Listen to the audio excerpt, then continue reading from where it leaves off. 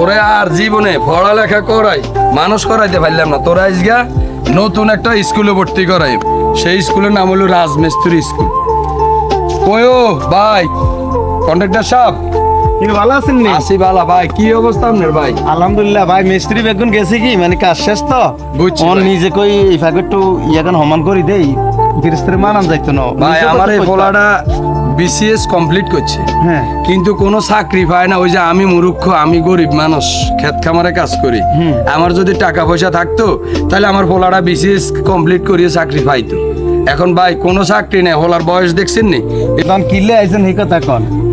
ভাই আমার সংসারের অবস্থা ভালো না ভাই। হ্যাঁ। আমার সংসার খুব অশান্তি। এই ফোলাডারে পড়াইতে ভাই আমার যা টাকা খরচ হয়েছে, আমার এই ফোলাডারে আপনার লগে রায়, আপনার এই যত কাজ কাম যা করান, আমার ফোলাডারে আপনার লগে রায় একটু কাজ কাম শিখেন ভাই। ভবিষ্যতে কি করি খাইব ভাই, কোনো কিচ্ছু জানে না কাজ কাম ভাই। আচ্ছা, আপনার কইছেন এই আপনার হাতের উপর উঠে দিয়ে গেলাম, আপনি আপনার কাছে রায় কাজ কাম করেন ভাই। আমি গেলাম, আচ্ছা, ঠিক আসসালামু আছে। আলাইকুম না ভাই। না কত খাড়াইছ নাস্তা দিলে দেই করো গিতে আচ্ছা, তো করো। জায়গাখানি সমান করো কা তোমরা সমান করি এলাও বুঝছেন নি, সমান করি দাও।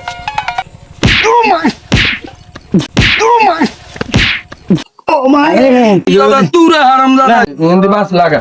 না দাও